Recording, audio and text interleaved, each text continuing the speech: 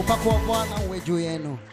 Namye niyumvira. Nimekuwa nikifikiria. Niba Imana yadekaraye kigiye kuduhoza amarira. Kama Mungu ngaza kama anaenda kutupanguza machozi. Kugiye gutangura umwaka. Wakati tunaanza mwaka. Kugiye kwibaza iki muri aya mezi 3 ya mbere nizihe programme dukwiye gufata na gahunda mu mitima yacu. Tunatakiwa kujiuliza katika hii miezi 3 ya kwanza ni yipi program ambayo tunaweza kufanya katika mwaka. Cha mbere no kugira inama. Cha kwanza sije naweza nikakushauri. Utangura ushima Imana mubyo wabayemo byose. Numenye Imana si mubyara wawe. Si mushiki wawe.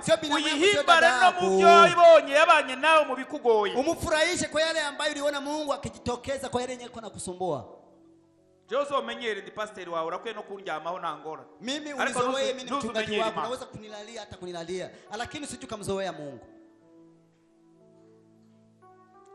Rumva indirimbo izamwe ivuga namanangara iyo nkubonye sangurengeyu ko bambwiye kandi ijwi ryawe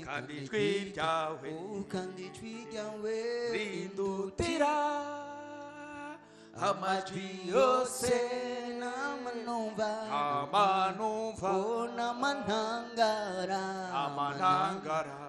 namanangara iyo nkubonye sangurengeyu ko bambwiye kandi ijwi ryawe rindutira amajwi yose namanumva.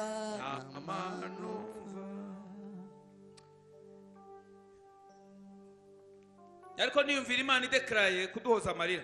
Niko nafikiria wakati Mungu anatangaza kutupanguza machozi. Cha mbere numva nobwira umuntu ari nga uzotangura umwaka ushima Imana. Cha kwanza tena nasikia niambie mtu ambaye yuko hapa mwanze mwaka kwanza ukishukuru Mungu. Subiza maso nyuma ukuntu wabayeho muri 2025. Rejesha macho yako nyuma utazame kitu uliishi katika mwaka 2025. Mwaka wa 2025 twe twari dufite amasezerano meza mugabo turanayabona mugabo ntitwabuze ibitugoye kuko ari umwaka ugoye cyane no mwaka mwisi habaye n'intambara nyinshi. Sababu mwaka 2025 wengi tulikuwa na ahadi nzuri lakini hatukosa ya kutuumiza. Ni mwaka ambapo walitokea hata vita vingi. Gusa twebwe Imana yahisemo kubana natwe ila sisi Mungu aliamua kuwa pamoja nasi.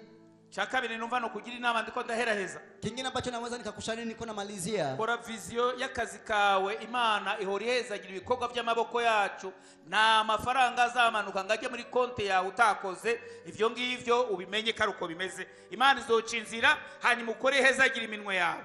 Fanya maono ya kazi yako sababu Mungu anakuwa anabariki kazi za mikono yetu. Hakuna pesa itashuka ingie kwenye account yako. Aya meza 3 wipange kunuzokora nubona bishoboka ubanza ukora umwongo umwe uwo mwongo umwe urime mvuze umwonga nakazi nibikorwa Imana yaguhaye bishoboka kubita undi mwonga wa kabiri bishoboka kubita wa gatatu na jewe ndiko nditegura kuvugura undi mwonga Imana niyabimpa n'amaboko ya. Kingine ufikirie kufungua mto mwingine ukiwa ni mto wa pili wa tatu sababu unatakiwa kutizama kwanza kwa hii miezi 3 kama utafungua mto wa kwanza ufanye sawa ufike unafungua wa pili ufanye wa tatu na mchungaji piko napanga mto mwingine ubeho nibunahembwa ku kwezi utegura umugore ubuzima turabamo burazimvye kwa muganga hazoba hazimvye kandi ni kwisi yose ubeho ugurura imyonga nk'ibiri 3 guha uburyo niko Abisirayeli bateye imbere isi nizo kuremera. Kama unafanya kazi uweze kupangia mke wako sababu maisha yanaenda kuwa duni kwa mganga vitakuwa ni gharama kubwa sana. Ni vema sasa upanue mahali pa kutafutia kipato. Nabuze pase kugira ngo mwereke igicapo twinjiyemo muri 2026. Nabuze akabasi. Nabuze akabasi. Nimekosa kikapu nikuonyeshe mwaka mwenye tunaingia mwaka 2026. Ahani nk'Imana hapa ni kama Mungu. Iravuga ngo ngiye kubahoza amarira. Anasema naenda kwa pangu. Arikiraraba base duteze. Lakini anasema kwanza beseni ambayo tunaweka. Niba duteze base 2 canke 3. Kama tunatia beseni 2 au 3. Izogumizira mena mo gutimena kimwangilia. Base ni iki? Beseni ni nini? Ni migambo uri kurategura muri wowe ivyumviro vyawe by'igishaka gukora. Ni mipango ambayo uko napanga wewe katika fikra zako na shughuli zako. Iyo mvuze umwonga ndavuga ahantu haguha uburyo. Ninapozungumzia kuhusu mtu nazungumzia mahali kwenye pana kupatia kipato. Uburyo uko Imana yuguruye Kisi Mungu anavyofungua ugakora na kutumika. Ugahindura uburyo wiyumvira mu buzima. Geuza jinsi unavyofikiria. Ni wiyumvire kuko ufise umwonga umwe ugutosheje guharasiyo. Ngo wiyumvire kuzogumana uwo mwonga gusa. Usije ukafikiria sababu kuna mtu mmoja ambaye anakutosha na kupatia chakula. Unafikiria kwamba utabaki na huyo mtu mmoja. Muri wewe urafise amatara. Ndani mwako uko na talent. Muri wewe urafise ubwenge. Ndani mwako uko na muri wewe urafise connaissance. Ndani mwako uko na elimu. Ugomba kwiyumvira gutera imbere. Unataka kufikiria juu ya maendeleo. Na muntu atera imbere atarabyiyumvira atarabipanze. Hakuna mwenye kusonga mbele kuendelea. Na Imana yoba yakugurira imiryango. Hata kama Mungu atakuwa amekufungulia milango. Kandi agira ngo ubwire. Nta kazi gasuzuguritse. Hakuna kazi yenye nazarauka. Ushobora kugurisha irengarenga. Unaweza kukuna chuuza mchicha. Ugahitubira ukarima epinare. Au unalima epinare. Akamaro kenshi mu buzima bw'abantu. Ziko na thamani kubwa katika maisha ya wanadamu. Ugatwara irengarenga niba watwara irengarenga ugatwara epinare nazo. Hamuzumbarire nyuma y'umwaka. Kama unapeleka rengarenga unatia na epinare pembeni, wafuta kujua naambia matokeo. Mungunde dukomera amashyi menshi. Mnikubali tupige makofi. Natanza karerero gatoyi. Nimetoa mfano kidogo. Mungunde dukomera amashyi menshi. Mnikubali tupige makofi mengi sana Mungu. Ikimana yuguruye ukore. Kila ambacho Mungu anakufungulia. Uhindura ibyumviro. Kwanza ugeuze maisha yako. Uhindura uburyo wiyumvira. Ugeuze jinsi unavyofikiria. Uve kuduza umwimbu. Wewe usikie kwanza kuongeza kipato. Nta muntu numwe yavukanye ipantaro n'ishati n'amashesheti n'ibirato. Byose tuvuka atabyo dufise. Byose tubironka iyo dukuze twiyumvira. Hakuna mtu hata mmoja ambaye azaliwa na suruali na shati na kiatu na soksi. Vyote tunavipata wakati tulikuwa tunafikiria. Panahitaji kwanza maono. Kuyumvira ibintu ushoboye. Kufikiria vyenye unaweza. Kubitegura. Kubitayarisha. Na discipline. Unakuwa na discipline. Na discipline ugomba kugendera. Na unatakiwa kuwa na discipline ambayo inatembea. Ikintu cyose nto ushobora kugishika mudafite discipline. Kitu chote uwezo ukakifika kama una discipline. Hari ibintu ugomba kwizibira. Kuna vitu ambavyo unatakiwa kujizuia. Hari ukuntu ugomba kwitwara. Kuna jinsi unatakiwa kuenenda. Mungunde dukomera amashimesha. Omo nakubati tupige makofi mengi sana. Dushobora kugira economy ngo ufungura amahero ugiye atwara kuri konte keretse ufise discipline. Huwezi ukafanya economy kwa unaweka pesa kama hujakuwa na uzogira inyonga ibiri amasoko abiri cyangwa marchandise zibiri cyangwa ibintu bitatu bikwinjiriza hama ngo uzobura uburyo ntibishoboka. Huwezi ukafungua soko mito miwili au mitatu zenye inaweza kukuingizia kipato arafu uwe maskini. Uzobukoze iki? Utakumefanya nini? Uzoba uzugururiye Imana inzira zibiri cyangwa zitatu Imana ishobora gucishamo bwa buryo uzoba utanze base zibiri zitatu. Uzoba ufite ivyumviro bizima. Nta kuntu rero wobura uburyo. Impossible. Utakumefungulia Mungu milango miwili mitatu kwenye anaweza kupita kukubariki. Hapo Mungu ndo kwenye atapita fikra na kupata kipato tosha. Iyo system abisraeli bamaze kumva Imana ivuze ngo igiye kubahoza amarira bakoresheje. Hiyo ndio system ambayo Wayahudi waliposikia kwamba Mungu anaenda kuwapanguza machozi ndio yenyewe walitumia. Byatumye bagera kure. Bilifika wafanye wafike mbali. Na babwiye ku isi ni 2.5% y'abantu bari ku isi abisraeli. Nimewambia bari ku isi yose bari mu maeta yose. Nimewambia kama wao ni 2%. Ariko nibo bene ubutunzi si yose ifise bafisemo 30%. Abasigaye twose tugabura 70%. Ibaze 2.5% bafise 30% y'ubutunzi. Imagine 2.5% ya population mondiale ndo inakuwa wana Israeli, lakini ndo wenyewe wanamaliki mali karibu yote ya dunia nzima. Ikindi cyabafashije bari bafite umutima w'ishari, bagira umutima wo kumva umwene wabo atera imbere. Nukuvuga barafashanya. Je narababashije. Je ndacabaza abakorongoye amaseriri. Ni gute abantu badukenana muri seriri? Tungana gutya. Bishoboka gute? Ni gute mutoduha amaliste y'abantu badafise icyo bakora bagategurwa? Hama tugaheza tukegeranya uburyo tukabaha bakajya gukora. Uranezerewe ko abana babo batabayeho nk'abawe. Kingine Wayahudi hawakuagi na ule moyo wa unafiki. Mwanzao akisonga mbele wanampongeza. Na niliuliza hapa kwa sababu gani wenye kuongoza serire wasifanye orodha ya watu wenye wana shughuli hawana ajira, alafu tuweze kuwachangia tuwafungulie milango na wao waende kutumika. Wewe unafurahi wakati watoto wako wanaishi tofauti na watoto wao. Mubijanye no gukora kwa mimi naambatana na kutumika. Ndahejeje. Nimemaliza. Kugira umutima wo gushorerana. Kuwa na moyo wa unamsholea mwenzako. Kumushorera naho yuwa butamukunda ariko mukaba mubana mu nzu y'Imana. Ukamenya ko hari ibintu tuzomugoramo kugira ngo agushigikire uri ahantu habi. Tugashorerana kuko imiryango yaratujanye imiryango ntigikundana. Mu nkundire umuryango Imana yaduhaye wundi ni uyu wo mu Mana. Imana ibahezagire cyane. Kuna mshorea mwenzako hata kama umupende, lakini kwa kuwa ni mtu wa nyumbani mwa Bwana ni vema uende kumshorea, sababu Mungu ametufanya kuwa jamii. Bwana wabariki sana. Cyanyuma meraheze. Cha mwisho wakati namaliza. Bwanagira mbasabe iminota yanjye yameranye. Ila nataka niwaombe sababu dakika zangu zimekwisha. Cyambere nukuba ngiye kuganira kuri honetete, ikintu kitaganirwa mu rusengero kandi gikenewe. Honetete ni ikintu cyatumye n'abazungu batera imbere kuba abanyakuri. None rero niba munyongera iminota 10 ndakivuga, mutakinyongera je nta ngorane ku munsi wa Mungu nzogaruka mbaganirize, nganire kuri honetete gusa. Abashaka ko nzoganira kwa Mungu iki nkagihereza aha muduze ikiganza. Abashaka ko mbandanya bariho baduza. Wenyewe wanataka niendelee iminota muranyongera iminota 10. Wanaongezea dakika 10 niweza kugusia ikiganza mbabone gutya kuhusu kuwa mwaminifu na kuwa wa kweli. Nagira mpereze uruhusha ushaka gutaha ataha nta kibazo. Nataka nipatie ruhusa, mwenyewe atataka jiondokea kuna shida. Nagira ikibazo ntazo badukoshereje masaha yakeze. Atakuwa amefanya kosa sababu wakati umeniwadia. Icyanyuma ngomba kuganira. Cha mwisho kile nataka nigusie ni kuba abanyakuri. Kuwa wa kweli. Umuntu ashaka kwifuza kuguha akazi musengana ariko kubera utari umunyakuri bikamuvuna. Mtu anaweza kutamani kupatia kazi lakini kwa sababu naomba pamoja, lakini kwa kuwa wewe sio mkweli unashobora kwiyumvira kugushorera kubera uzimba kandi utari honete uri maronete bikamuvuna.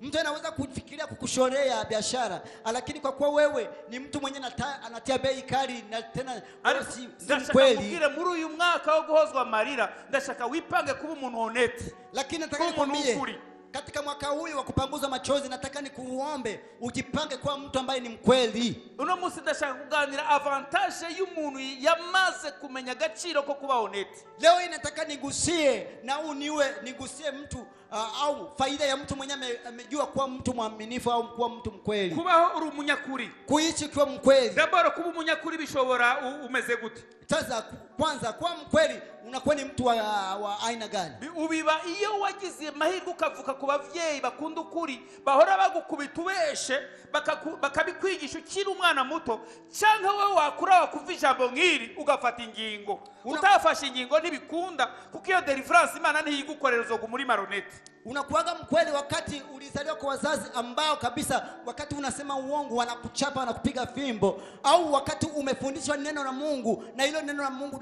weka moyoni mwako unachukua maamuzi ya kugeuka, sababu kuba honete bicha bigusaba kutagira amafraude. Sasa kuwa honete au kuwa mkweli binafika na kufanya wewe usifanye biashara haramu au kutiba ukoresha ubwenge bila usibe kutumia akili, kuba utabesha, kuishi bila kudanganya, ubuzima bwo kuba indyaryo cyubuvamo, maisha ya kuwa mnafiki unaachana nayo. Ikindi cyo tumubikunda kingine cyo kinaweza kufanya nijye ufise umutima wo kumva ko ugomba kubaho ubuzima bwo kwizigirwa. Ni wakati unasikia kama unatakiwa kuishi maisha ya kuaminika. Twebwe abagabo sisi mabwana turashaka kureba umugore wacu, unaweza kumtizama mke wako tukavuga ati uyu mugore ni umwizigirwa, na kusema huyu mwanamke kabisa ni mwaminifu. Uwo mugore ntagarinda kugusaba na ruhusha haja hose. Huyu mwanamke hawezi kuomba taruhusa mahali kwenye anaenda. Uwo mugore baramaze kwemeza umutima w'umugabo karu umwizigirwa, sababu huyo mke anakuwa hakikisha moyo wa mmeo ya kwamba ni mwaminifu. Ababona nta kintu na kimwe cyo pfa arabimenya ati uyu mugore wanje ni umwizigirwa. Naho yo bari umubandi watari umwizigirwa aravuga ati uyu mugore wanje numwizigirwa ntagari nka jewe. Anaona kwamba huyu mwanamke wangu hakuna chenye kinaweza kuharibika sababu ni mwaminifu. Hata kama bwana atakuwa yeye ni bandi, lakini atasema mke wangu kabisa ni kweli. Kwera burya ntibazo babesha abagabo nitwerekana ko dufuha ariko nitwe bambere dufuha kandi dufuha nabi. Lakini na wasibadanganyagi mabwana atuoneshage kama sisi ni watu wenye wivu, lakini sisi ndio wa kwanza kwa wenye wivu. Rero umuntu akunda ubuzima bwo kumva ko yo kwizigirwa. Sasa mtu mwenye anasikia kama anapenda maisha ya kuwa mwaminifu, iyo rero baje umunyakuri hari mpemu yera yaranje ukamenyekana arabimurikira abantu. Sasa ukiwa mkweli kuna Roho Mtakatifu ambaye anafika naangizia watu na unajulikana. Ikindi iri kurakorana n'umuntu, kingine uko kunatumika na mtu. Iyo adakorana n'Imana hari abakorana n'ibigirwamana baragenda kumubaza turabona ari umwizigirwa. Wakati abadakorana n'Imana hari abakorana n'ibigirwamana n'abapfumu. baragenda kubaza turabona Jean Pierre ari umwizigirwa. Wakati wewe ni mwaminifu, watu wasiotumika na Mungu wanaendelea kuuliza kwa wale wenyewe wanafanya na ushirikina, wanauliza unaona kama ule mtu ni kabisa ni kweli. Ushingirwa nahe n'abamarayika ugashingirwa nahe n'abadaimoni. Sasa unashuhudiwa na malaika na unashuhudiwa pia na mapepo. Gutyo rero uramenyekana kuri umwizigirwa mu kazi kawe kuko hari abakubaririza bakakubaririza. Nk'ubu ndi pastor nga hari abagenda kumbaririza ataho duhuriye bakagenda kumbaririza mu bavugishwa nta nubwo sengeri wabo bakajya kubaza none pastor y'Ubujumbura uriya niwe. Sasa kuna watu wanafika na kushuhudia, na leo mimi mchungaji kuna wenyewe wanaenda kuniulizia huko, wanauliza wanaenda kwenye vyumba vya maombi wanauliza kweli mchungaji ni kweli? Ni kweli? Niho abantu bavana mu kukwizigira. Sasa hapo ndo kwenye watu walifika napata hali ya kukuamini. Kuko barakumenya sababu wanakujuaga rero bagaca bagukoresha na hapo wanafika naanza kutumikisha cyane bagakorana nawe ibyo bifuje gukorana au wanatumika na wewe vile wenyewe walipanga kutumika. Abakiriya bakaba benshi, wateja wanaongezeka na kubera kushingirwa inahe n'uminwa y'abantu benshi bavuga turi ya muntu n'umwizigirwa. Sababu unashuhudiwa na watu wengi na midomo ya watu wengi wanasema ule mtu ni mwaminifu, ni mkweli. Isi iranyotewe cyangwa irashonje abantu honete. Sababu dunia iko na kiu au inatamani watu ambao ni wa kweli waaminifu. Benshi barifuza abakozi honete. Wafanya kazi viongozi wa kazi wengi wanatamani wafanya kazi ambao ni waaminifu. Banki zirabakeneye iyaba bakizwa turi honete appel d'offre babazirungika mu mashengero yacu. Banki zinawahitaji warokole wengi tukikuwa tuko waaminifu. Appel d'offre zinapitia kwenye makanisa yetu. Mungu dukomera amashimeshi. Mnikubali tupige makofi mengi sana Mungu. Tuanze tusome Migani 21:21. Methali 21:21. Migani 21:21. Mithali 21:21. Wavurondera na Migani 11:3-6. Tutakuja kutafuta Mithali 11:3-6. Uwitwarareka iby'ubugororotsi n'imbabazi aronka ubugingo n'ubugororotsi n'icyubahiro. Iyo ubaye honete, aandamaye haki na fadhili ataona uhai na haki na heshima. Uronka ubugingo, uronka ubugororotsi n'icyubahiro, abantu barakubaha. Utaona uhai na haki na heshima, watu wanakuheshimu. Imigani 11:3-6. Mithali 11. Shaka ugira Imigani 16:8 gusa. Tufate mikeyi. Imigani 16:8. Mithali 16:8. 16:8. Ibike birimo ubugororotsi biruta inyungu nyinshi zirimo kugabitanya. Afadhali mali kidogo pamoja na haki kuliko mapato mengi pamoja na udhalimu. Mungu dukomera amashimeshi cyane Imana yacu. Nikubali tupige makofi mengi sana Mungu wetu. Nariko kumubwira ngo banki zirakeneye abagororotsi. Niko naambia kwamba banki zinahitaji watu ambao ni wenye haki. Bujya mu gihugu ni igihugu pale hata nchi kirakeneye abakozi honete mu bisata byinshi bitandukanye. Inahitaji watu ambao ni wenye haki katika taasisi mbalimbali. Kugira ngo ubuzima buturyohere mu gihugu. Ili maisha iweze kuwa matamu katika nchi. Nuko abakozi kiba gifite abakozi bari honete. Guhera hejuru gushika hasi. Ni kwamba nchi ni iwe na watu wenye haki au watu wa kweli kuanzia juu mpaka chini. Kubera birakomeye mu buzima bw'igihugu. Sababu ni mambo makuu katika uzima wa nchi. Aba bazungu anini ntibaja mu vy'Imana cyane nibabihimbara ariko barafashe ibintu byanditse muri Bibiliya babishira mu pratique.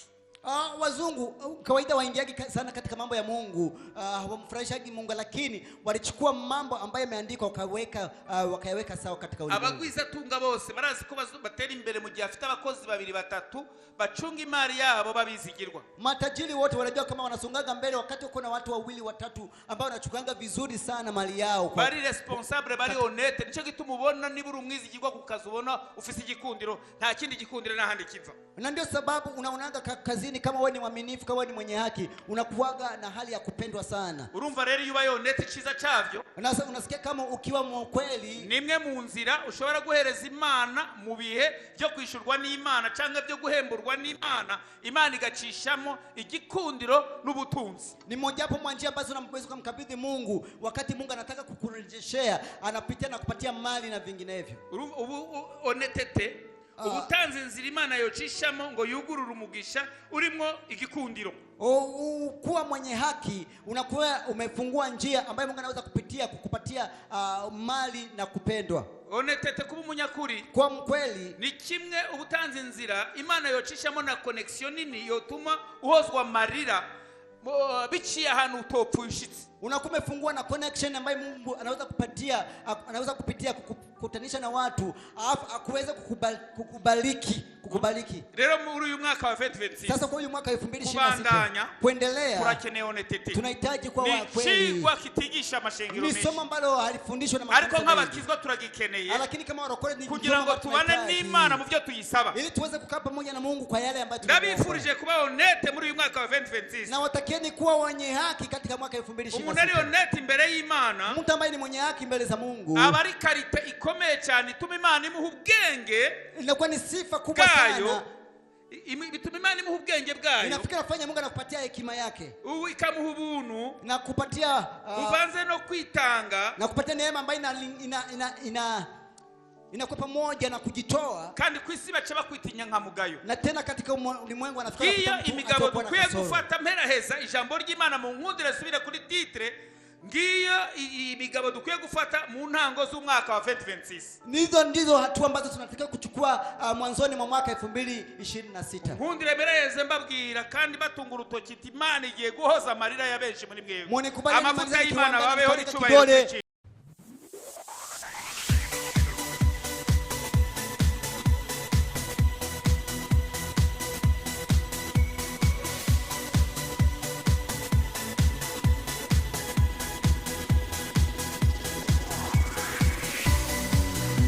Upako wa Bwana uwe juu yenu.